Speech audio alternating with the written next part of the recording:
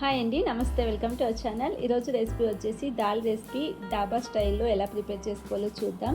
కుక్కర్లో చాలా ఈజీగా ప్రిపేర్ చేసుకోవచ్చు. అందుకోసం 1 కప్ కందిబ్యాలు తీసుకుంటున్నాను. కందిబ్యాలను వాటర్ వేసుకొని 2-3 సార్లు శుభ్రంగా కడిగి తీసుకోండి. ఇక్కడ బ్యాళ్ళను నానబెట్టుకునే అవసరం ఏం లేదండి, కుక్కర్లో చేసుకుంటాం కాబట్టి అప్పటికప్పుడు చేసుకోవచ్చు. 1 కప్ కందిబ్యాలకు 3 కప్స్ వాటర్ వేసుకుంటున్నాను.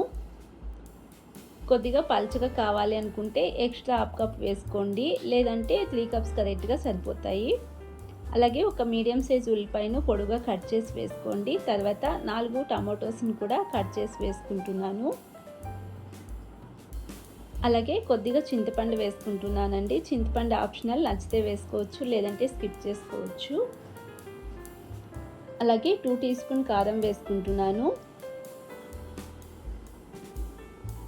తర్వాత 1/2 టీ స్పూన్ పసుపు వేసుకోవాలి. రుచికి సరిపడా సాల్ట్ వేసుకోండి. ఇందులోనే 1 టీ స్పూన్ ఆయిల్ వేసుకుంటున్నాను. ఆయిల్ వేసుకోవడం వలన పప్పు తొందరగా ఉడుకుతుంది. ఒకసారి మిక్స్ చేసుకుందాం.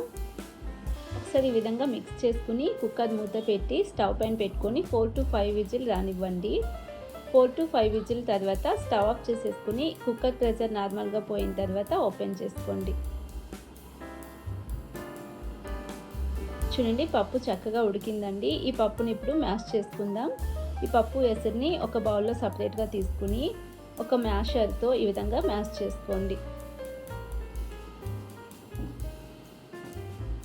అలాగే ఈ పప్పు ఎసరిని ఇందులోనే వేసేసుకొని ఒకసారి మిక్స్ చేసుకుని సాల్ట్ సరిపడిందో లేదో చెక్ చేసుకొని కావాలనుకుంటే వేసుకోండి. తర్వాత స్టవ్ పైన ప్యాన్ పెట్టుకుని 2 టీ స్పూన్స్ ఆయిల్ వేసుకుంటున్నాను. ఆయిల్ కొద్దిగా హీట్ అయిన తర్వాత 1/2 టీ స్పూన్ శనగపప్పు, 1/2 టీ స్పూన్ మినపప్పు, అలాగే 1/2 టీ స్పూన్ ఆవాలు, 1/2 టీ స్పూన్ జీలకర్రను వేసుకుని లో ఫ్లేమ్లోనే 2-3 నిమిషాల పాటు ఫ్రై చేసుకోండి. ఈ కొద్దిగా వేగిన తర్వాత ఇందులోనే ఒక మీడియం సైజ్ ఉల్లిపాయను చిన్నగా కట్ చేసి వేసుకుంటున్నాను. అలాగే 5-6 వెల్లుల్లిపాయలను కూడా దంచి వేసుకోండి.